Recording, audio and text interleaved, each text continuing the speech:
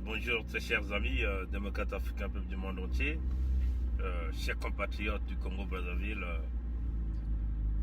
Vous avez remarqué que nous avons changé l'angle de la caméra parce qu'il y a un soleil qui va frapper sur la caméra et ça va abîmer la qualité de l'image. Voilà pourquoi nous avons changé l'angle.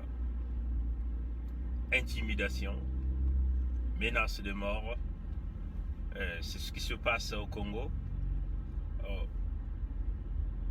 Pratiqué par un régime qui est arrivé au bout de rouleau, on peut le dire comme ça.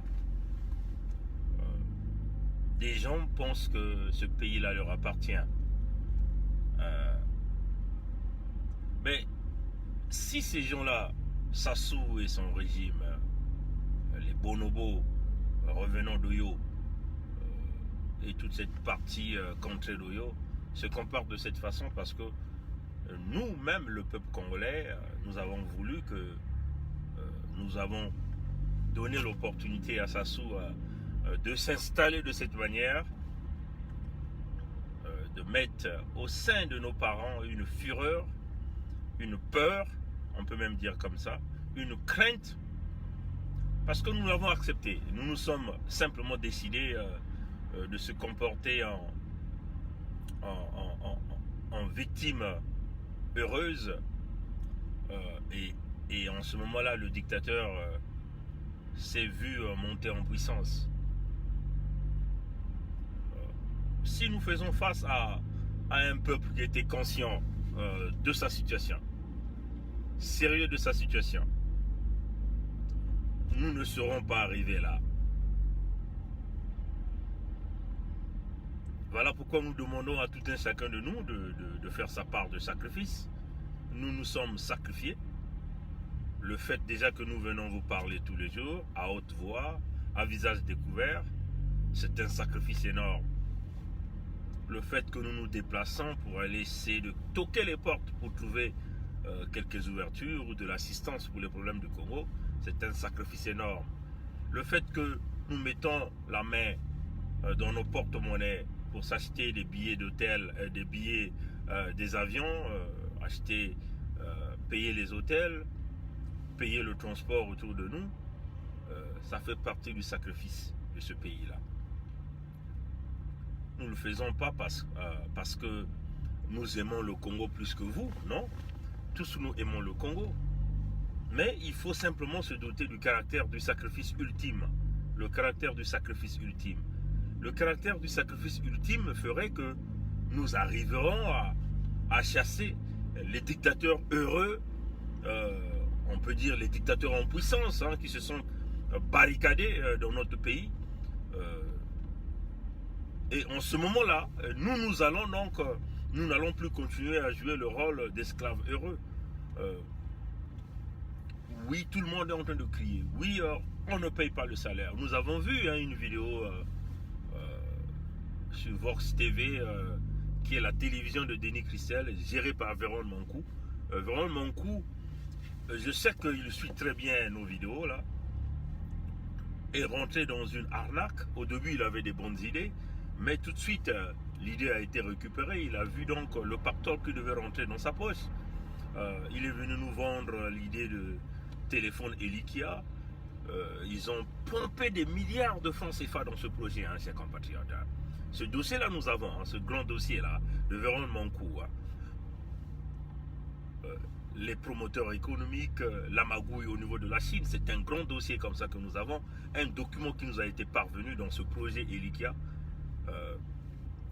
que les gens de Sassou ont trouvé une opportunité de sortir l'argent du trésor public congolais. Des multimilliards de l'argent du contribuable congolais ont été injectés là-dedans. Ils ont menti le peuple congolais avec une zone économique de Maluku. Comme d'habitude, ils sont habitués à la propagande avec leur télé-Congo. Ils ont ramené tout le monde en blouse de laboratoire blanche, avec, je sais pas, des chapeaux sur la tête pour essayer de couvrir que les cheveux ne rentrent pas dans des composants électroniques.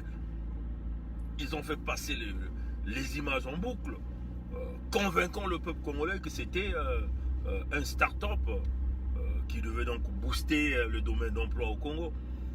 Mais, chers amis, c'était en réalité une arnaque. À ce jour, 0 emploi a été créé. Et tous les emplois qui nous ont miroités n'ont jamais existé. Ce téléphone est quasiment inexistant. Où sont donc partis les multimilliards de l'argent du contribuable congolais qui avait été injecté? Et Véron Mankou, qu'est-ce qu'il fait? Donc, il accepte les propositions, mais ce que Véron Mankou n'a jamais compris, que le régime Sassou est une véritable machine à destruction de la jeunesse, donc une machine à destruction des emplois au Congo. La récupération de ce projet, c'était en réalité une façon d'envoyer les jeunes Congolais au chômage, c'est-à-dire qu'un jeune Congolais qui venait avec une idée de créer une entreprise pour essayer de donner de l'emploi aux Congolais, aux jeunes Congolais, le régime Sassou n'aime pas ça. Qu'est-ce qu'on fait? On récupère la chose. C'est ce qu'ils ont fait. Et Véron Mankou a accepté de rentrer dans ce jeu. Il a eu son pactole, il a fermé les yeux, le truc a été récupéré. Voilà, on a sabré tous les emplois. Et personne n'a jamais rendu compte. Okongakala devait, en ce moment-là, mettre en place ce que nous appelons une brigade antifraude. Des juges devaient se pencher sur ce dossier pour aller regarder où sont partis les multimilliards de l'argent du contribuable congolais qui avait été injecté dans cette affaire de téléphone Elikia de cette entreprise. Le régime Sassou, pour récupérer Véron Mankou, on lui donne le pactole, on lui propose donc d'être le patron de Vox TV. Mais Vox TV, c'est la télévision de Denis Christel.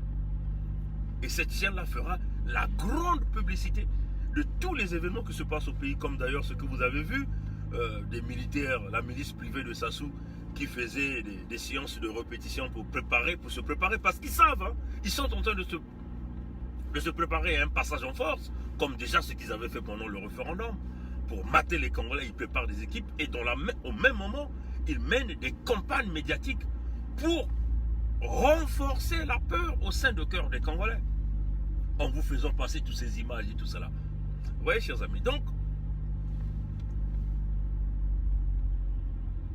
c'est nous-mêmes, le peuple congolais, nous avons accepté de continuer à vivre comme étant des esclaves heureux face aux gens qui sont incapables, totalement incapables de vous donner les services minimums. Mais, comme nous avons l'habitude de dire que ces gens-là ne comprennent pas qu'est-ce que c'est l'État, qu'est-ce que c'est la génération ou la génération de la richesse. Comment générer de la richesse pour un État? Mais ils s'en foutent parce que leur but n'est pas de générer de la richesse pour l'État. Hein? Leur but, c'est s'enrichir sous le dos de l'État congolais. C'est ça leur but. Hein?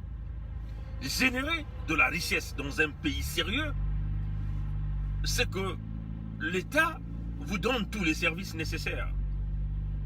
L'eau, l'électricité, le gaz, ainsi de suite. Tous les services que vous connaissez. Quand le citoyen consomme, il y a la facturation qui arrive et il y a la TVA qui arrive. La TVA, c'est une taxe qui appartient à l'État. Donc, c'est ça que l'État va faire fonctionner les services au sein de lui. Mais leur but de Sassou, de la bande à Sassou, les bonobos d'Oyo, hein, n'est pas de générer de la richesse, ni de donner les services au peuple congolais. Leur seul but est de voler. Éventuellement, s'il y a des Congolais qui vont se lever, c'est de chercher à les massacrer. Mais nous sommes devenus au temps de l'Internet où en un clic, le monde entier est informé de la situation qui se passe. Et Sassou fait maintenant face à une nouvelle génération qui n'est pas cette génération du Congo qu'ils ont réussi à aboutir, dans le sens où ils ont détruit tout le système éducatif. Les jeunes au Congo n'ont aucune opportunité de s'épanouir, même dans des activités quotidiennes. L'Internet est limité, essentiellement réservé à ceux-là qui volent l'argent de l'État pour s'acheter du crédit. Les jeunes étant plongés dans le chômage chronique n'ont pas de moyens nécessaires pour s'acheter ce qu'ils ont appelé ici les data Internet pour se communiquer ou savoir ce qui se passe à travers le monde entier. Mais ce sont les techniques de la dictature, chers amis. La dictature opère de cette façon. Mais la seule façon de sortir de là, c'est c'est de protester avec la plus grande énergie, même au prix de sa vie. Même au prix de sa vie. Parce que si vous ne décidez pas, vous ne vous décidez pas de sortir de cette dictature-là, vos enfants que vous êtes en train de pomper au Congo vont continuer à vivre sous l'esclavagisme des dictateurs heureux. Hein, chers amis? Vos enfants vont continuer à être des esclaves heureux sous le joug des dictateurs en puissance. Hein, chers amis? Donc, la responsabilité d'un père, c'est de se battre pour ses enfants. En ce net moment, vous le savez, qu'au Congo, il n'y a aucune ouverture. Aucune ouverture. Ils sont obligés de procéder par des intimidations. C'est-à-dire que nous sommes au retour au temps de la sécurité d'État. Nous nous souvenons, hein, cette police de répression que Sassou avait mis en place au temps de Sassou I. Cette sécurité d'État qui venait arrêter des gens, enlever des gens dans leur maison. Nous sommes en ce moment-là dans le même principe. Nous avons tous, nous l'avons dit hier, le frère Joe Curtis a été victime hier. Ils sont allés déranger les pauvres parents de Joe Curtis en envoyant 3 agents de la milice privée de Sassou Nguesso. Donc les criminels, les gangsters, les voyous, ceux-là qui se cachent derrière la machine État pour commettre les crimes les plus odieux qui n'ont jamais existé à travers le monde entier, ailleurs, d'autres parts au monde entier, si ce n'est qu'au Congo. Ils arrivent, ils n'ont pas la honte, ils demandent aux parents d'appeler leur fils qui vit aux États-Unis pour essayer d'intimider les parents. On dit au fils, bon, tu dois arrêter ton activisme,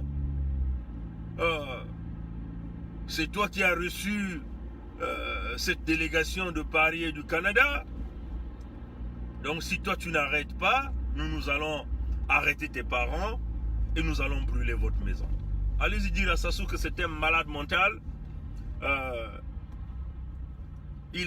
D'ailleurs, il est incapable de payer les salaires des Congolais. Il est incapable de payer les pensions des Congolais. Il n'a rien construit au Congo.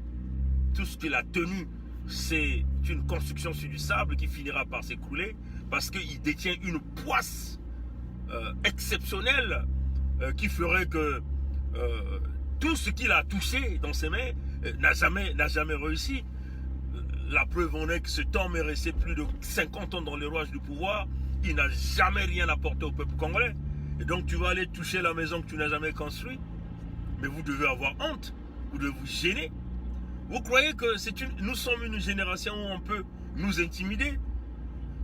Nous vous parlons à visage découvert. Vous croyez que vous pouvez nous ébranler en partant menacer nos parents? Vous croyez que vous allez nous faire reculer? Même si vous les assassinez, vous croyez que vous allez nous reculer? Que nous allons reculer? Hein, chers amis. Donc, on le dit aux jeunes Congolais de se lever à l'étape de l'esprit parce que vous êtes la première victime. Hein, vous voyez là? Là, je m'en vais dans les business. On se lève, on va dans les business, on rentre tranquillement. Vous voyez? Et c'est cette opportunité vous ne les avez pas au Congo. Vous ne les avez pas au Congo. Parce que ces gens-là veulent que vous continuez à rester sous leur protection. Dans le sens où ils veulent que toutes les fois que vous avez faim, que vous vous pointez au coin de la ruelle en train de quémander, en train de les acclamer, eux qui passent dans des grosses berlines, des grosses 4x4, voilà, et vous êtes là dans un coin, comme des petits camps quémandés, et eux ils viennent vous donner un petit 500, bien sûr avec l'argent qui vous appartient, hein, parce que l'argent du Congo, ça vous appartient.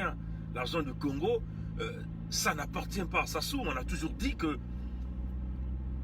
Mouebara, Poro, qui sont les parents de Sassou, n'ont jamais été des entrepreneurs dans ce pays.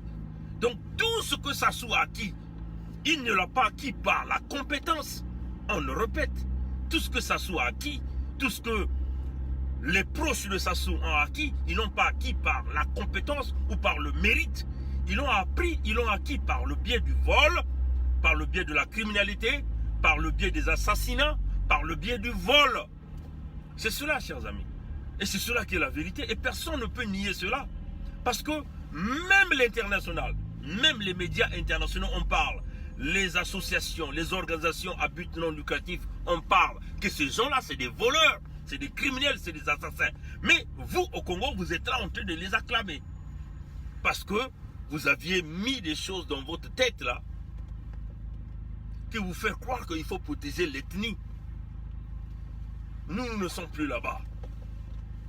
Nous avons affranchi cette étape-là, de voir le Congo dans un petit bloc de carré, dans votre propre ethnie, dans votre propre village. Nous avons affranchi cette étape. Voilà pourquoi nous sommes là en train de travailler dans le contexte de la restauration. Il faut restaurer les droits de l'homme au Congo, il faut restaurer les valeurs démocratiques, il faut restaurer les libertés d'expression, les libertés de parole, il faut restaurer la dignité de la femme. Hein? C'est ça la réalité. Hein? Les femmes sont les premières à être discriminées au Congo. Les femmes et les pygmées, ce que nous appelons les autochtones ici. Il faut restaurer ce respect. N'a qu'à regarder là où les femmes accouchent dans tout le Congo. Mais vous direz même que même une porcherie est mieux en entretenue que là où les femmes accouchent, les maternités. C'est là la première discrimination. Parce que vous ne connaissez pas les taux de microbes que nos sœurs, nos femmes vont contacter en rentrant dans ces milieux-là avant de donner des enfants. Et ça, c'est une discrimination qu'il faut éliminer. Et ce homme-là, Sassou, là, l'a fait pendant des décennies. Ces enfants de Sassou, là, continuent de le faire. Ils s'en foutent éperdument. Parce que eux, ils n'accouchent pas là.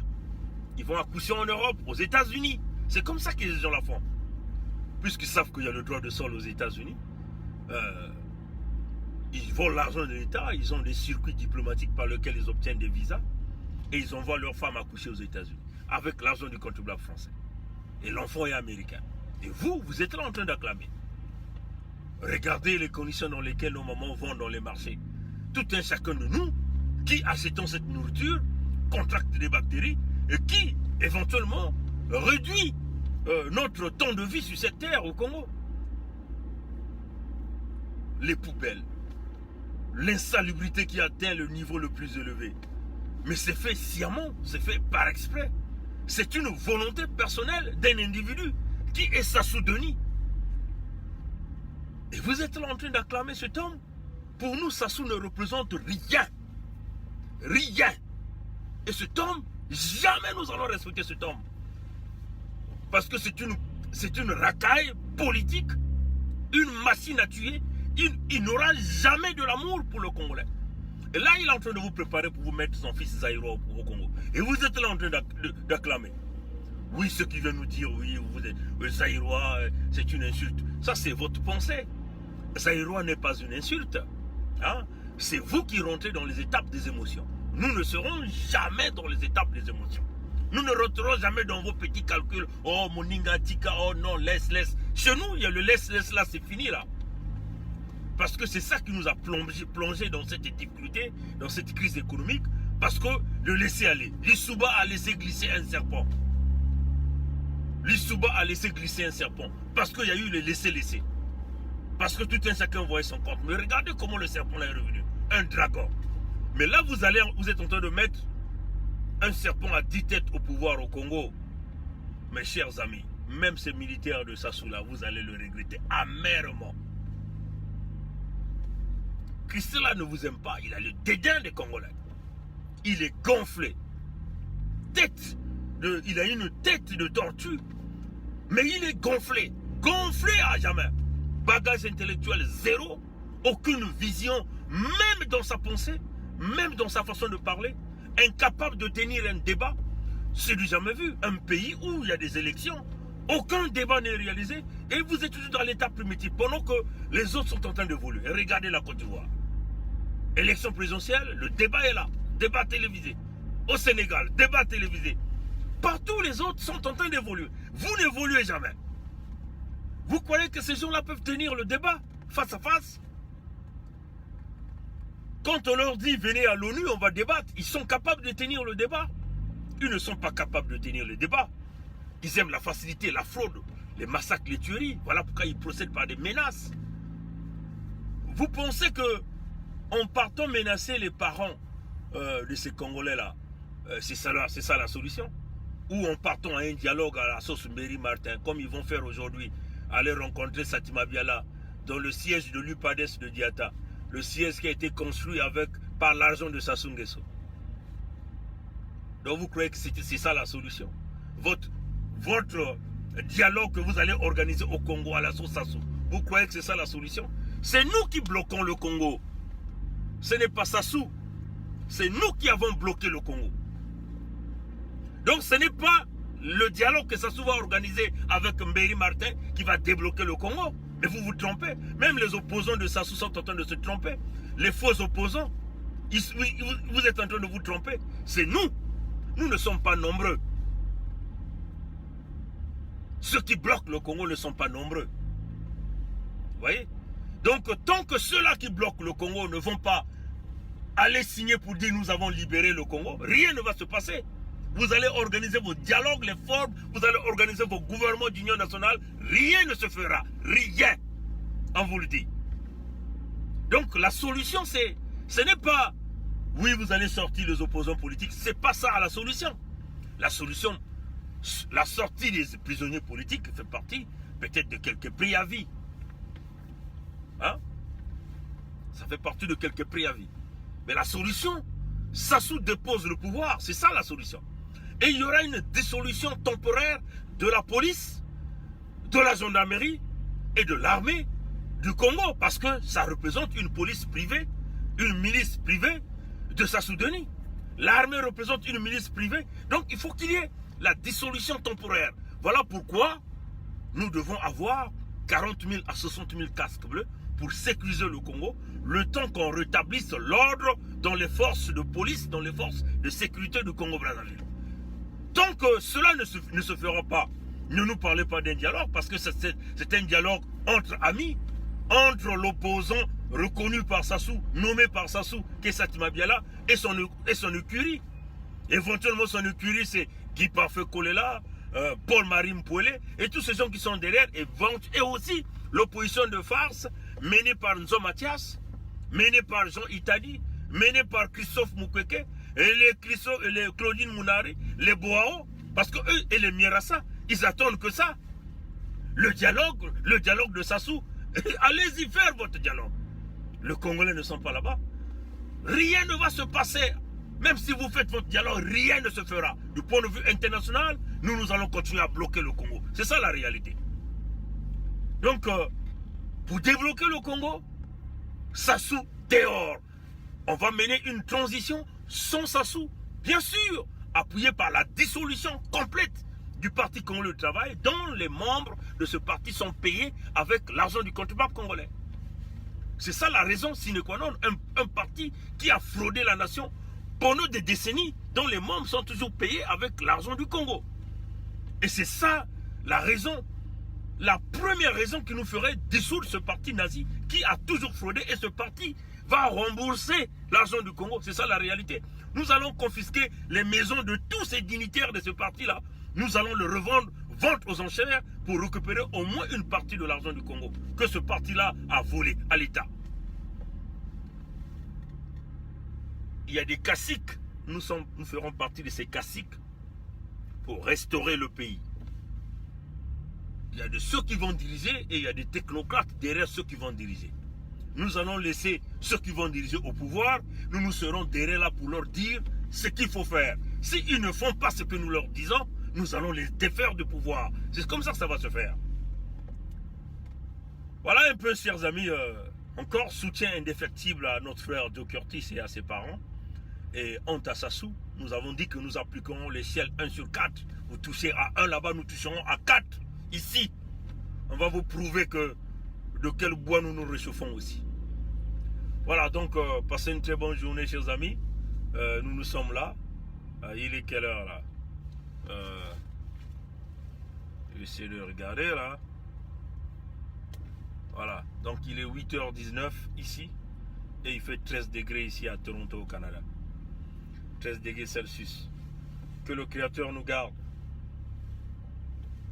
A plus tard. Au revoir.